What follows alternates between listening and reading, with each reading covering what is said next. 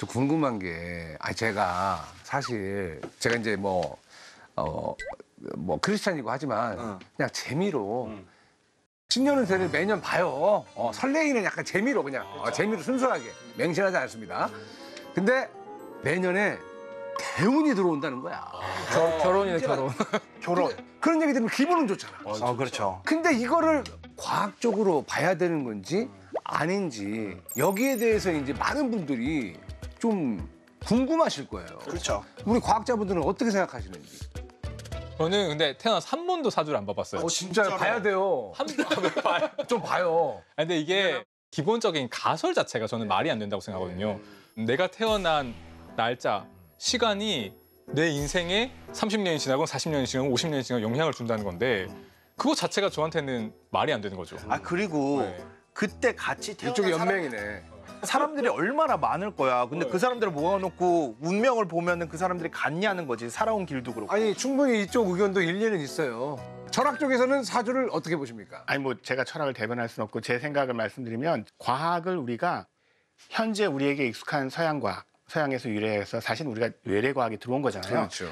그 이제 주류과학이라고 할 수 있을 텐데 그거를 정의하면 그 정의에 따를 때 사주는 거기 안 맞죠. 그렇죠. 그러니까 뭐냐면 지금 우리는 믿고 있는 게 원자, 분자, 뭐 걔네들이 전자기력, 뭐 중력 그렇죠. 이런 게 기본이라고 생각해요. 존재론이 그렇잖아요. 우주론이 그렇게 돼 있다고요.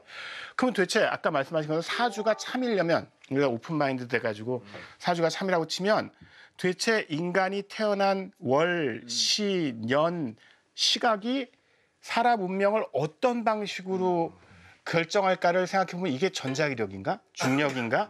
뭐 도저히 이게 복잡하겠어요. 그러니까 메커니즘이 안 나오는 거예요. 그러니까 요 부분이 중요한데 사실은 사주가 참이 아니다, 틀렸다고 단정 지을 수는 없어요. 맞아요. 그러니까 그런 증거도 없어요. 근데 방법론적으로 주류과학하고 너무 안 맞고 그다음에 사주가 어떻게 맞을 수 있는지를 우리가 파악하기가 굉장히 어려워요. 지금 우리가 가지고 있는 세계관에 입각해 볼 때.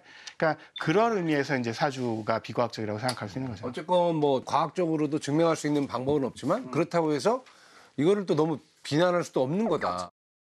저는 사주가 과학은 아니라고 생각을 해요. 왜 그러냐면 우리가 일반적으로 뭔가 얘기를 했을 때 예를 들어서 뭐 별자리 이런 것들도 되게 많이 보잖아요. 이런 거 보면은 교수님 같은 경우에는 다음 주에 되게 많은 도전이 있을 거지만 내면적으로는 진취적인 도전을 즐기는 그런 것들이 있어서 신문에서 잘 극복해낼 겁니다. 그런 거 나오잖아요. 오늘의 운세 보면은 내가 예를 들어 내가 닭띠면은 닭띠도 내 얘기 같기도 하고 쥐띠도 내 얘기 같기도 그렇게 하고 하면 다 내 얘기지.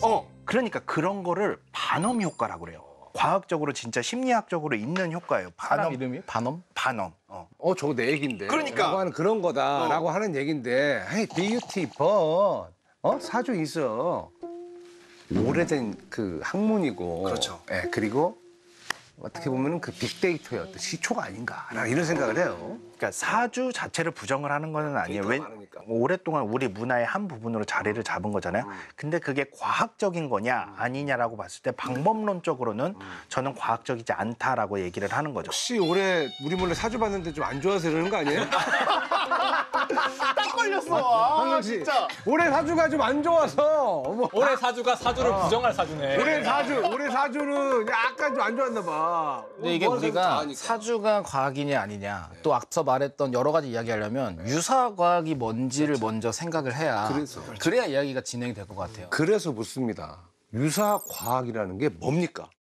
이게 유사라는 표현이 사실 우리가 한국말로 쓰다 보니까 혼동을 겪는 분이 많아요. 맞아요. 비슷하다. 이런 단어로 생각하면 과학이랑 비슷한데 검증만 안 된 건가? 가짜 과학은 또 아니잖아요. 가짜 과학이에요. 그래요? 그러니까 영어로는 되게 명확하게 나와 있어요. 수도라고. 이게 유사품 그거예요. 유사품이 유사품에 중요하세요? 속지 마세요. 이 유사 그거라 가짜 과학이란 단어로 만들어진 단어인데 가짜 과학이라고 차라리 쉽게 얘기하지 왜? 그 너무 또 직설적이라서 그럴 수도 있고 또 한자로. 사이비과학이라는 용어가 있어요. 그래서 예. 슈더 사이언스를 직역해가지고 사이비과학. 그건 과학이 확실히 아닌 거죠. 짭과학. 이거 좀 이상하네. 어감이 좀 이상하네. 짭과학. 그런데 사이비과학이든 유사과학이든 어떤 문제가 있냐면 그 어떤 특정 시기에 주류 과학과 그렇지 않은 걸 구별하는 건 아주 명확해요. 왜냐하면 이제 학술지도 있고 학술단체도 있고 교과서가 있으니까 그 교과서에 실린 의견들과 그거에 입각해서 진행되는 연구는 다 주류 과학이에요.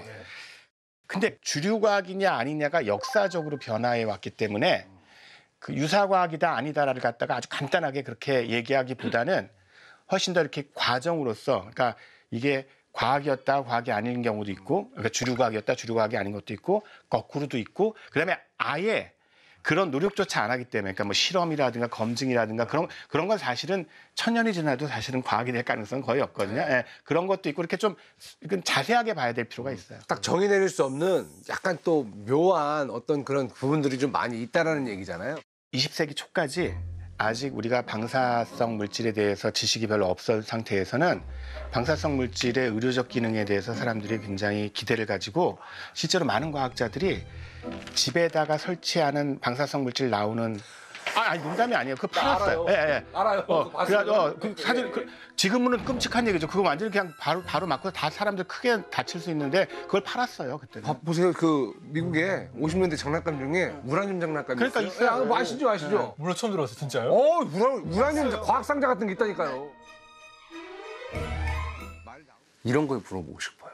오히려 이 과학자들한테 아우 진짜 복장 터지게 하는 진짜 복장 터지게 하는 유사 과학도 있었는지.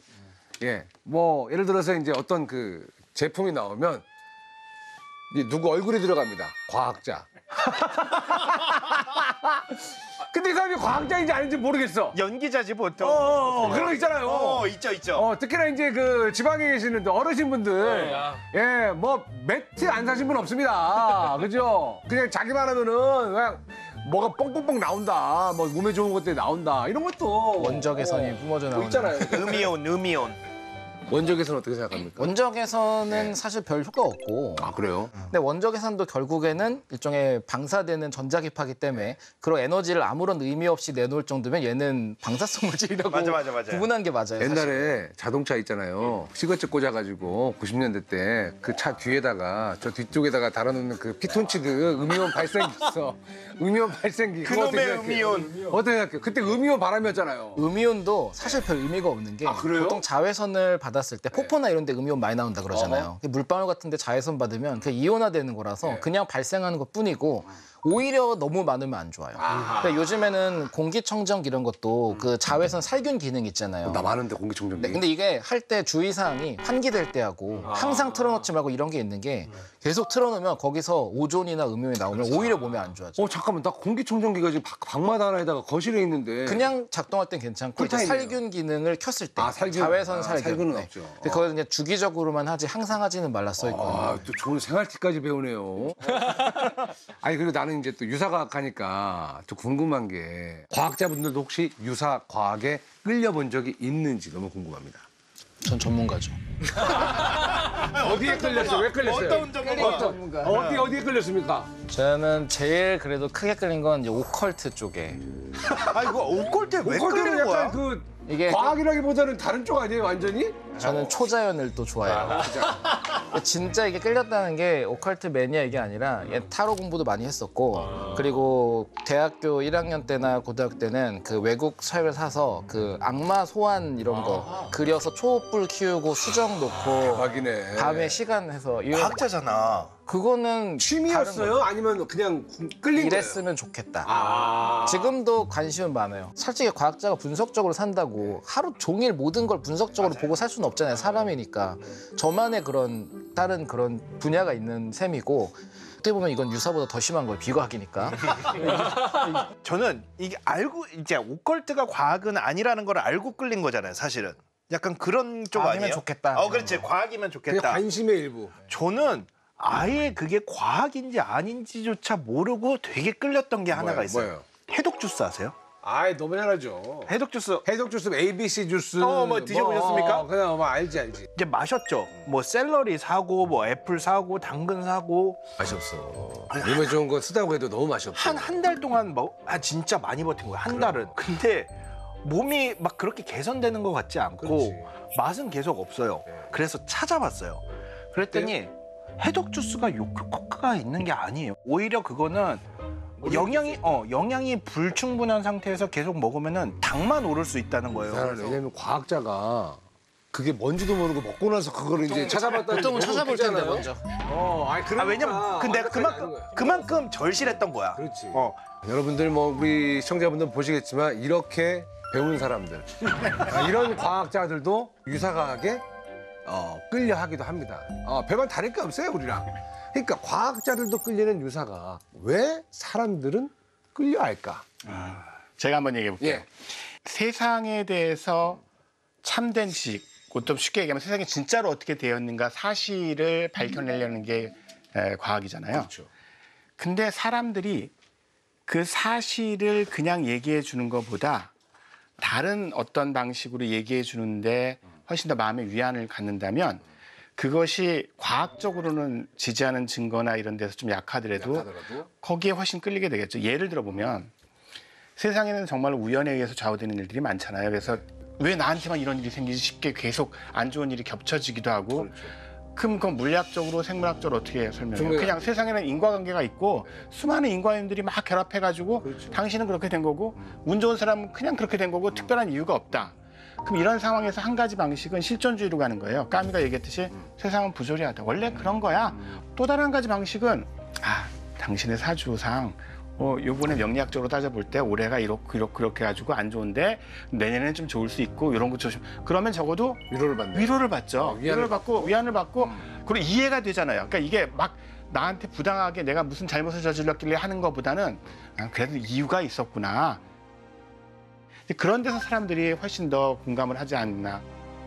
저도 교수님하고 같은 방면인데 왜 일반인들이 유사과학을 믿냐라고 했을 때 그건 과학자들의 태도하고도 좀 달려 있다고 생각을 하거든요. 과학자들은 아까도 말했지만 보수적이고 계속 의심을 해요. 그렇기에 이게 뭐다라는 정확한 답을 주지는 않아요. 이게 이거일 수 있는 확률이 상당히 높다가 매우 좋은 긍정적인 답인 거예요. 어떤 걸로 보여진다. 이런 식으로 보여진다. 이런 식으로 추론된다. 그렇죠. 유사과학은 정확하게 답을 줍니다. 그렇죠. 네. 이거 먹으면 아니면 이거 하면 좋음. 일반인들은 그 답을 듣고 싶어 해요.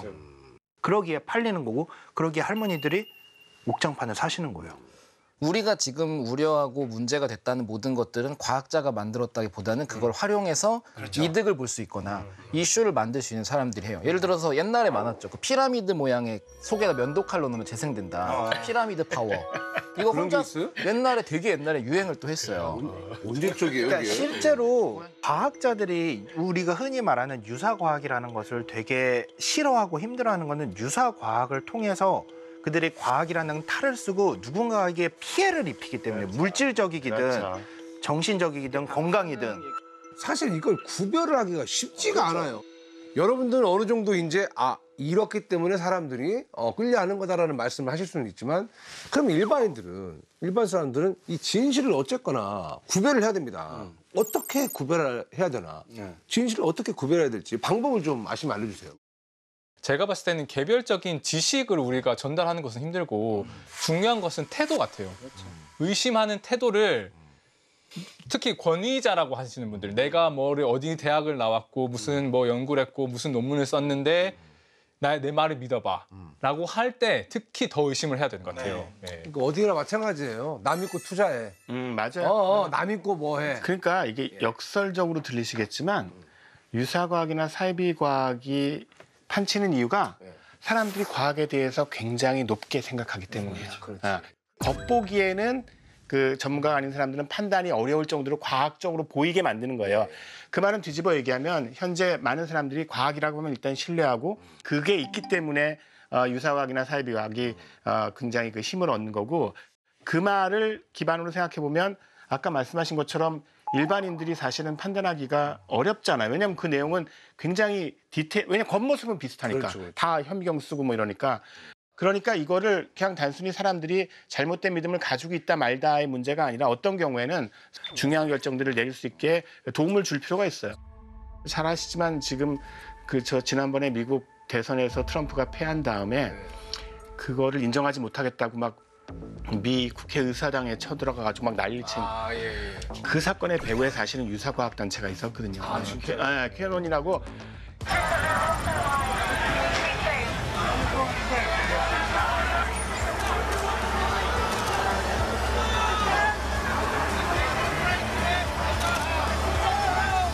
뭐 예를 들어서 코로나 백신은 사람들을 갖다 멍청이로 만들기 위해서 퍼뜨린 뭐 이런 식의 말도 안 돼. 근데 그 사람들이 결국은 그런 말도 안 되는 얘기들을 과학의 이름으로 포장한 다음에 널리 퍼뜨려서 결국은 미국 민주주의의 근간이 흔들리는 일까지 갈 수 있다는 거예요. 현혹이 될 수 있으니까. 그러니까 결국은 많은 사람들이 갖춰야 될 역량이 모든 사람들이 다 과학에 대해서 천재가 될 수는 없잖아요. 결국은 그 중요한 결정 순간에 자기가 서치를 해보고 요새는 웹 검색이 되게 잘 돼 있으니까 그래가지고 비판적으로 검토하고 따져보는 게 되게 중요하다고 생각하고 그렇죠. 그게 이제 과학적 태도죠. 그러니까 과학적 태도를 일반 시민들로 견지하는 게 사실은 이 주제에 대해서 제일 중요한. 이 과학적 사고와 과학적 태도라고 하는 것이 과학자들이 가져도 좋지만 일반인들이 가져도 굉장히 큰 도움이 되기 때문에 또 많은 시청자들이 이걸 보면서 또 과학이라고 하는 것이 막 이게 맞아, 이게 세상이야, 이게 우주야, 이게 자연이야 알려주는 게 아니라 우주가 뭔지 잘 모르겠지만 우리가 알아낸 건 이거야, 같이 생각해보자. 근데 내 말이 틀릴 수도 있어 라고 하는 것이 이제 참 과학적인 태도라는 거를 보시고 이해해 주시면 되게 좋을 것 같습니다. 아, 오늘 너무 좋은 말씀을 해주신 것 같아요. 그래서 또 저희 프로그램이 있는 거고 취미는 과학이 그래서 있는 거라고 맞아요. 생각을 합니다. 진짜로. 철학과 과학이 함께 만나니까 더 풍성해지고 대서사시 같은 느낌이 들어요. 근데 흥미를 있고 너무 좋아. 그래도 조금 이해가 좀 돼가는 것 같고 진정한 과학 토크쇼 MC로 내가 좀 점점 약간 업그레이드가 되고 있다는 그런 생각.